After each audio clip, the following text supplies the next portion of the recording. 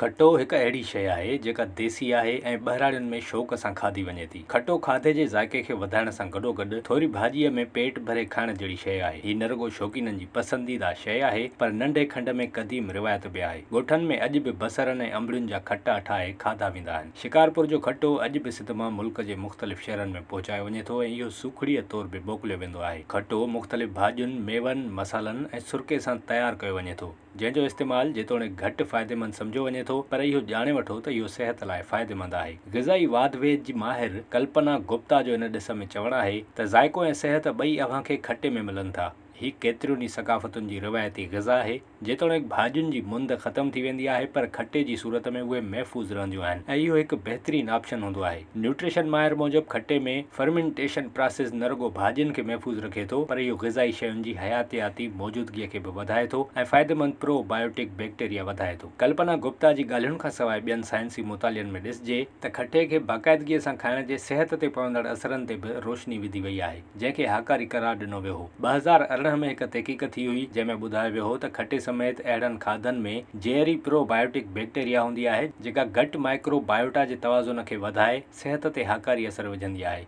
जिन माण्हुनि सां हाज़मे जे निज़ाम जा मसइला हूंदा आहिनि उन्हनि लाइ खटे जो अर्क़ु पीअणु हिकु सुठो तरीक़ो आहे। हिकु तहक़ीक़ इहो बि ॿुधायो हो त खटो खाइण सां वज़न घटिजंदो आहे ऐं जिस्म जो मुदाफ़ियती निज़ाम मज़बूत थींदो आहे। खटे सां अव्हांजी नज़र तेज़ ऐं जिस्मानी कमज़ोरी ख़तमु थी सघे थी।